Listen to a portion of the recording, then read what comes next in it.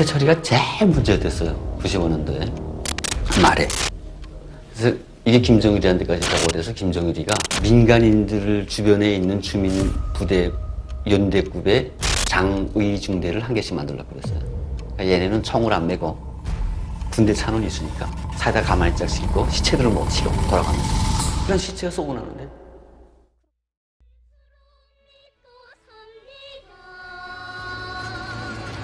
저희는 먹을 게 없으니까 약을 살 수도 없고. 정말 이 북한 주민들은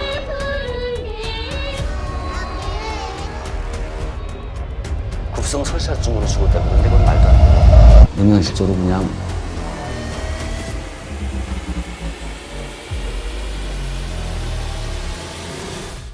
3,000,000. This is the number of people that died during the Great Famine in North Korea in the 90s. Floods, droughts, economic mismanagement, and reduced help from Russia caused massive hunger across the 22 million people. Who came to their aid? Aid came from the most unexpected corner in the world, their long-standing rivals, South Korea and the USA. Despite China sending hundreds of thousands of tons of food a year, North Korea heavily relied on food supplies from those who they call the cancer of the world. Any normal person would expect an improved relationship between the rival countries, but none of this came true. Instead of opening the door to improve relationships, North Korea soon started to blame the Western countries for using food as a weapon. It is widely known that North Korea favours their military and related families with more food than others. Yet, Kim Jong Un urged for more nutritious food for his soldiers. The World Food Programme stated that many people in North Korea have a monotonous diet of rice, maize, kimchi and bean paste. To prevent the 1.3 million active duty personnel in North Korea from using up most of the food aid provided, the US has repeatedly proposed donor representatives to supervise the distribution in North Korea, but Kim Yong Il and his decessor have always refused. Instead of finding ways to improve their relationship with the Western world, Kim Jong Un made it his primary goal to become a military powerhouse, possessing advanced nuclear weapons. Since 2013, North Korea conducted 4 tests, with the latest one in 2017 being 6 times more powerful than the bomb used on Hiroshima in 1945. Despite sanctions, initial peace talks between Trump and Kim Jong Un, and all the domestic problems within North Korea, they continue conducting more and more missile tests. But why? According to Pyongyang, the United States and South Korea has been posing a threat for many years. Although South Korea and the USA have never attempted to invade North Korea ever since the end of the Korean War, North Korea still feels it needs to develop highly sophisticated weaponry. Early October 2022, North Korea conducted 6 rounds of missile testing in 2 weeks, as well as 12 bombers tearing towards South Korea's border. Pyongyang launched 7 short and intermediate range ballistic missiles in the last 2 weeks, one of which sailed over Japan. While the world watches Ukraine, Kim Jong Un is reminding us all that he's still a major threat too.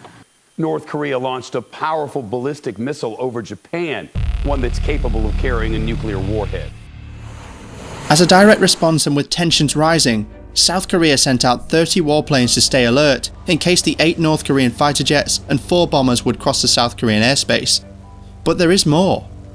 In an attempt to show North Korea that the USA, South Korea and Japan are always on high alert in case a continuation of the war breaks out, they conducted their own military tests. The USS Chancellorsville and USS Benfold, 2 warships in the USS Ronald Reagan Aircraft Carrier Strike Group, along with 3 vessels from the Japanese and ROK navies, conducted a ballistic missile defense exercise in the waters between Korea and Japan. Although the Biden administration has repeatedly said that it holds no hostile intent towards North Korea, Kim Jong Un wiped it away as nonsense. There is no basis in their actions for believing that it is not hostile. Yes, the Korean War never officially ended and is the longest war going on in the world. Right when the world is facing multiple global issues, North Korea is intensifying its weapon program and become even more hostile than before. But why? To find out the many unknown reasons, we have to go back in time. The start of a lifelong vengeance. After World War II, Korea was finally rid of Japanese occupation that lasted 35 years. In these 35 years, millions of people were enslaved, killed, or worked to death. You can only imagine that after these terrible years, people would long for peace and prosperity. However, The newfound war between capitalism and communism made the Korean Peninsula the centre of another terrible event. Just 5 years after 60 million people died in the most deadly war in history, North Korea invaded the south for their fertile lands. To prevent the Korean Peninsula becoming a communist hub, the USA and many other allies sent troops to push back the North Koreans. After they were almost pushed back to the Chinese border in the north, China sent 500,000 troops to push back the capitalistic monsters. After 3 years of terrible fighting, bombings and crimes against humanity, the border was restored to how it was before 1950. A peace treaty was never officially signed, so the countries are technically still at war with each other, although we haven't seen an all-out escalation in 70 years.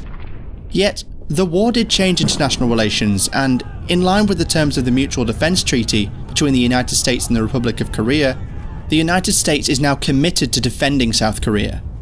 For that aim, the US has about 29,000 troops stationed on the Korean Peninsula. The Korean Peninsula is one of the most highly armed borders in the world, and sees almost 2 million troops total ready to fight at any time, on a surface that is smaller than the state of Utah. Each of these three countries, the United States, South Korea and Japan, has enacted its own set of unilateral sanctions against North Korea. These sanctions are aimed at the country's top officials, companies engaged in the development of missiles and nuclear weapons, and its source of funding. Following the second intercontinental ballistic missile test, the UN Security Council unanimously approved the strongest sanctions against North Korea yet in August 2017. The DPRK's provocations and escalatory behavior in 2017, the Council came together and unanimously took action to hold the DPRK accountable for its unlawful actions. These penalties targeted some of the regime's most significant financial streams, including exports, and forbade North Korea from sending any more employees overseas. To impose extra restrictions on the regime, the United States added North Korea back to its list of state sponsors of terrorism in November 2017. The threat posed by North Koreans' weapons proliferation has increased as a result of Kim Jong Un's readiness to challenge the West with aggressive actions. These provocations have included shooting missiles across the South Korean border in August 2015, sending missiles over northern Japanese islands in December 2014, and attacking Sony Pictures with a cyber attack in August 2015. Kim Jong Un is not only focused on expanding his power outside his borders, but also frequently implements domestic measures to increase his influence. Kim has also increased his power by getting rid of high-ranking officials, including members of his own family. A banned nerve poison was used to murder Kim's half-brother in a Malaysian airport in February 2017, although North Korea disputes that it was behind the attack. Kim's obsession and anxiety is so great that North Korea is currently home to 80,000 to 120,000 political detainees. This increase in power could lead to Kim becoming less concerned about internal threats to his authority, and is therefore less restrained when deciding on domestic and foreign policy. Early 2018, former President Donald Trump, the leader of North Korea Kim Jong Un, and the former President of South Korea Moon Jae-in launched an unsuccessful diplomatic initiative to end the long-standing issue on the peninsula. To the dismay of many in the Pentagon, the US and South Korea stopped significant military drills in an attempt to reduce tension. Fast forward to 2022, the US and South Korea both have new presidents, and each has a different strategy for dealing with Kim's domain. Biden is willing to engage in working-level negotiations without restrictions, and is likewise ready to improve ties with Seoul. However, Yoon Suk-yeol, the president of South Korea, has openly discussed beheading his northern neighbour's leadership. Therefore, North Korea freaked out when the US and South Korea recently staged their biggest military exercises in 5 years, including an anti-submarine practice. As a direct response, North Korea upped the frequency and provocativeness of its missile tests, including the first flight of a missile over Japan since 2017. But as North Korea is acting more provocatively than ever, do we have to be afraid of a part 2 of the Korean War? State media reported that North Korea's recent barrage of missile launches was a practice run for the tactical battlefield nuclear weapons hit and wipe out of potential targets in South Korea and the United States. This came as leader Kim Jong Un hinted he would conduct more provocative tests. The North's announcement, made on the 77th anniversary of the founding of its ruling Workers' Party, is seen as an effort to enhance Kim's reputation as a capable leader at home amid pandemic-related hardships, while he defiantly pushes to increase his arsenal of weapons to extract greater concessions from its rivals in subsequent negotiations. According to the North's official Korean Central News Agency, KCNA, the actual war capabilities of the nuclear combat forces were ready to hit and wipe out the set objects at any location and at any time. They were fully exhibited by 7 times of launching drills of tactical nuclear operations units. The USA immediately responded by sending the nuclear-powered aircraft carrier USS Ronald Reagan and participating in recent naval drills between US and South Korean forces. This was a unique and initially unanticipated situation, as it was the first time both nations did a naval drill on this scale in 5 years. As a direct response to the Allied military tests, North Korea decided to stage the simulation of a real war, in response to what it saw as a military threat in the drills to test and strengthen its war deterrence and warn its adversaries. Kim Jong Un views joint military exercises between the United States and South Korea as a practice for an invasion, despite the Allies' insistence that they are defensive in character. However, since a conservative government in Seoul took office in May 2022, South Korean and American forces have increased their joint training exercises in response to the turbulent situation occurring in the East Chinese and Japanese Sea. During North Korea's military test, they used a new type of ground-to-ground ballistic missile that flew over Japan. However, the North Korean army also tested ballistic missiles intended to carry out nuclear strikes on South Korean airfields, ports, and command centres. A training like this was never seen before on such a scale by the Communistic Army, where they used 150 warplanes for separate live firing and other operations. According to Chung Seong-chang of the exclusive Sejong Institute in South Korea, the missile launches represented the first time that North Korea had conducted training exercises involving army troops charged with using tactical nuclear weapons. Although it had previously conducted test launches from a submarine, this was the first time the North had publicly launched a missile from beneath an inland reservoir. Professor Kim Dong-yub of Seoul's University of North Korean Studies believes North Korea intends to vary its launch sites to make it more challenging for its adversaries to anticipate the launch of its missiles and launch preemptive attacks. According to the professor, the missile's estimated 370-mile flight distance suggested that the launch may have been a nuclear weapon explosion test over Busan, a port city in southeast South Korea where the Reagan had previously docked. The missile that passed over Japan was characterized by North Korea as a 2,800-mile new type intermediate-range weapon. Foreign analysts have already speculated that the missile was probably North Korea's Hwasong II nuclear-capable missile, which can reach the American territory of Guam in the Pacific. However, Professor Kim claimed that the newly tested missile appeared to be a better Hwasong 12 with a far target like Alaska or Hawaii. But there is more. Concerns over North Korea's nuclear program have increased recently, as the nation passed a new law enabling the deployment of its bombs as a first line of defense in specific circumstances, and is rumored to have started deploying tactical nuclear weapons along its frontline border with South Korea. It is concerning to say that North Korea launched more than 40 missiles this year. According to some experts, Kim Jong Un will eventually try to use his sophisticated nuclear weapons to convince the United States to recognise North Korea as a legitimate nuclear state, which Kim believes is necessary to have the debilitating UN sanctions against his nation lifted. The most recent launches, according to Kim Jong Un, were an obvious message to Seoul and Washington of North Korea's nuclear assault capability. According to the KCNA, Kim reiterated that he has no plans to resume the stalled disarmament diplomacy with the United States at this time. Officials from South Korea recently stated that North Korea is still prepared to conduct its first nuclear test in 5 years. According to some experts, the nuclear test would be connected to efforts to develop warheads for short-range missiles targeting South Korea. The Carnegie Endowment for International Peace believes Pyongyang is attempting to accomplish 2 goals at once. There are other, more commonplace justifications, he added, adding that they periodically need to conduct their own operational exercises and drills. Analysts have drawn comparisons between the current situation and the flare-up in 2012 and 2013, when North Korea conducted a satellite test before getting ready to conduct a third nuclear test. Then, as South Korea was being subjected to significant cyber attacks, Pyongyang published a map depicting a strategy for an attack on the US mainland and carried out live border drills.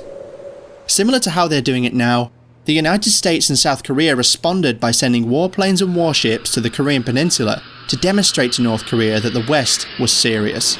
The fact that the tensions finally subsided suggests that after this first surge, they may do so once more. This time, however, is different. because North Korea has a 5-year military strategy to create defense science and weapons systems. The likelihood that Kim takes action to maintain the tension increases the likelihood that the US and its allies use more force as well. For instance, Pyongyang carried out a nuclear test a month after firing a missile over Japan in 2017.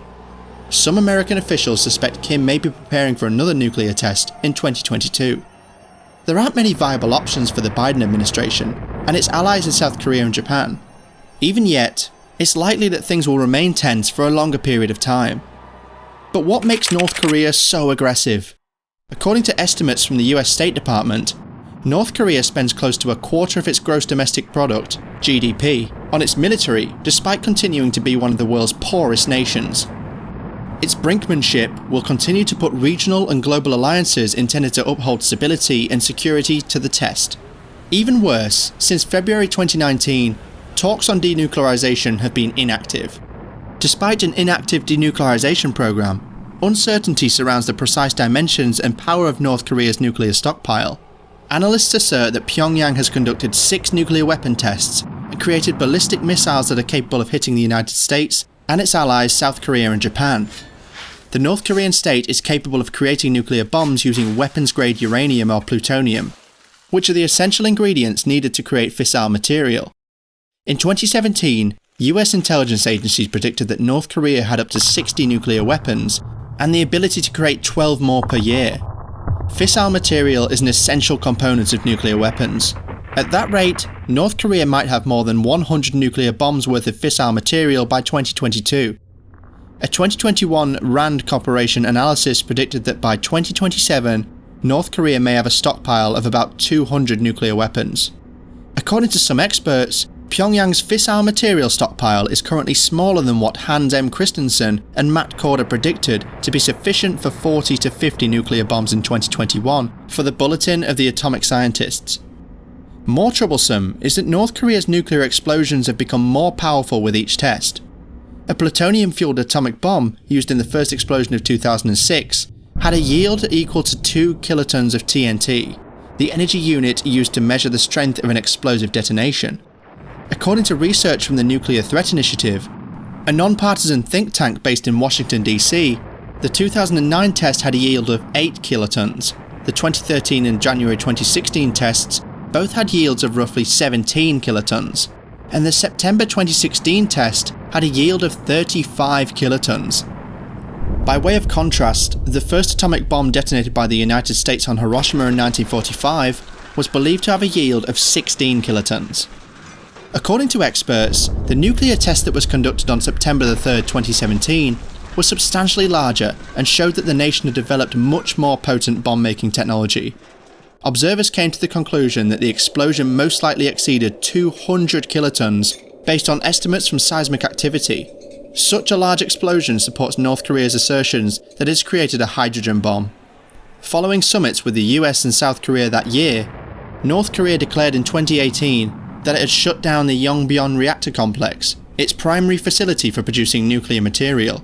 The International Atomic Energy Agency, or IAEA, did, however, declare in August 2021 that North Korea had restarted production of fissile material at Yongbyon. Satellite images from the middle of 2022 revealed that the project had advanced, and the IAEA expressed concern that North Korea was getting ready for a 7th nuclear test. But what other missiles has North Korea tested so far? More than 100 nuclear-capable ballistic missiles, including submarine-launched and short, medium, intermediate, and intercontinental range missiles, have been tested by North Korea. In July and November 2017, the government successfully tested intercontinental ballistic missiles, each of which is capable of transporting a sizable nuclear payload. According to Pyongyang, the Hwasong-15 ICBM was tested in November and reached an altitude of 4,475 kilometers, which is far over the International Space Station. The missile then travelled for nearly 1,000 kilometers before crashing into the ocean off the coast of Japan. The Hwasong-15, according to analysts, could potentially travel 13,000 kilometers and, if fired on a flatter trajectory, could reach any location on the US mainland. The nuclear payload that North Korea's ICBMs could carry is still a topic of discussion among American analysts and international specialists, as is the ICBM's ability to withstand re-entry. North Korea developed the technology to miniaturize a nuclear warhead to suit its ballistic missiles, according to a secret US intelligence dossier from 2017. Amid warming ties with the US and South Korea, Kim stopped testing missiles in late 2017. But after negotiations between Kim and US President Donald Trump in Hanoi, Vietnam failed, North Korea resumed testing in the middle of 2019. Later that year, Pyongyang conducted its first ballistic missile test in 3 years by launching a missile underwater. North Korea has now showcased several new ballistic missiles. The first was an ICBM bigger than Hwasong-15 that was displayed during a military parade in October 2020. Analysts believe it might be able to carry several nuclear warheads or decoys to trick missile defense systems, even though it hasn't been named or tested. Additionally, Pyongyang has conducted tests on short-range, solid-fuel ballistic missiles, furthering the development of a technology that makes rockets simpler to transport and quicker to launch. Additionally, it tested a highly agile long-range cruise missile, which when launched concurrently with ballistic missiles can confuse missile defense systems. North Korea also tested firing missiles from a train launcher for the first time in September, making them harder for the United States and its allies to detect. By the middle of 2022, North Korea had launched over 30 missiles for testing since the year's beginning, breaking its previous year's record. North Korea's increased testing, according to Scott A. Snyder of CFR, shows that it has no aspirations for re-engaging diplomatically with the United States. Regarding the accuracy of North Korea's ballistic missiles, there are still a lot of unknowns. These missiles are frequently inaccurate, according to observers, as a result of their reliance on primitive guidance systems purchased from the Soviet Union. But some defectors and academics claim North Korea has started using GPS guidance, which is comparable to China's navigation system. This raises concerns regarding the system's origins and if North Korea's missile arsenal is more accurate and reliable than previously thought. However, all these military tests didn't come without a consequence. So what sanctions has North Korea faced due to its aggressive behaviour? The UN Security Council unanimously adopted resolutions that denounced North Korea's activities and placed sanctions on the country in response to North Korea's 2003 departure from the Nuclear Non-Proliferation Treaty, its missile tests and its 2006 first nuclear test. To influence Pyongyang's behaviour, the Security Council has steadily tightened sanctions through succeeding resolutions. These further sanctions forbid the sale of weapons, financial aid, and items and technologies that could be used to make a nuclear or ballistic missile to North Korea. Along with imposing limitations on certain luxury products and other international trade, the rules also mandate cargo headed for North Korea to be inspected. While the North's access to resources has been restricted by the present restrictions, it is challenging to control all international cargo shipments. As a result of China and Russia's first veto in support of North Korea in 15 years, they blocked a Security Council resolution from May 2022 that called for stronger sanctions. For the first time in 15 years, a UN Security Council member has used a veto to stop the Council from fulfilling its responsibility to hold the DPRK accountable for its unlawful proliferation and test. The nations asserted that prior sanctions had had little effect on North Korea's actions, and charged that the US was intentionally inciting North Korea with its proposal. Separately, North Korea has a history of exchanging nuclear and missile technology with nations like Vietnam, Yemen, Egypt, Iran, Libya, Myanmar, Syria, and the United Arab Emirates. The United Nations has noted that it has surreptitiously provided nuclear-related and ballistic missile-related equipment, know-how, and technology. Fears abound that North Korea may sell more nuclear weapons and information due to its financial difficulties, increasing the risk of nuclear terrorism. Is Kim Jong Un the sole reason to blame for this newly found aggression towards the Western world? Kim Jong Un's health problems seem to be affecting North Korea's governing style, which has a great impact on its internal and external policies. For more than a decade, North Korea's political system has been characterized by its military-first policy, under which the principle of rule by man triumphed over rule by law, and decision-making was highly centralized in the person of Kim Jong Un. Kim Jong Un wanted to directly control the core organs of the party, the military, and the state, often bypassing the party. North Korea expanded and strengthened the National Defense Commission, NDC, by including all the important figures from the military, secret police, and the second economy. The NDC signifies the end of the divide and rule governing style under the military-first policy, by which there was little communication between core organs of the party, the military, and the state. In essence, Kim Jong Un is the North Korean leader who supervises the country's ultimate flowering as a fully fledged nuclear weapons state, expanding on the work his grandfather and father started and completed. We can also observe some differences. For instance, Kim Jong Il and Kim Jong Un have taken different approaches to the proliferation problem in particular. The proliferation of somewhat dated or outmoded conventional military capabilities has increased significantly under Kim Jong Un, as evidenced by the shipment of rocket-propelled grenades to Egypt, which was made public knowledge in 2017, and the potential sale of artillery systems to Russia right now. North Korea was engaged in the wholesale transfer of ballistic missile systems to other nations under Kim Jong Il, and they've been doing less of it as North Korea has grown stronger in its nuclear arsenal. Despite this, it should be noted that both the Kim Jong-un era and Kim Jong-un himself are still in their formative years. As a result, Kim Jong-un may act in ways that are far more consistent with his father in the future. Kim Jong-un has also intellectually borrowed heavily, especially from his grandfather. His signature Byung-jin doctrine, which prioritizes economic growth while developing nuclear weapons, was first proposed by his grandpa in the early 1960s. Kim revealed the same approach in March 2013. Additionally, there is evidence that Kim Jong-un models his public manner and appearance after his grandfather. However, it is to hope that he doesn't start another war like his grandfather did in 1950. Yet, a big driver behind the aggressive approach of North Korea can be related to the economic poverty the country thrives in. Over 60% of North Koreans live in absolute poverty, and there is little to show for any improvement in the coming years. Its citizens constantly have to deal with malnutrition and extreme propaganda targeting the Western world. It is the lack of knowledge in combination with the poverty levels North Korean leaders use to justify their aggressiveness towards the outside world. As we have seen multiple times in the past, leaders are not shy of actively blaming and acting foreign countries to overcompensate their own domestic failures. It is only to hope that the North Korean threats remain verbal in nature.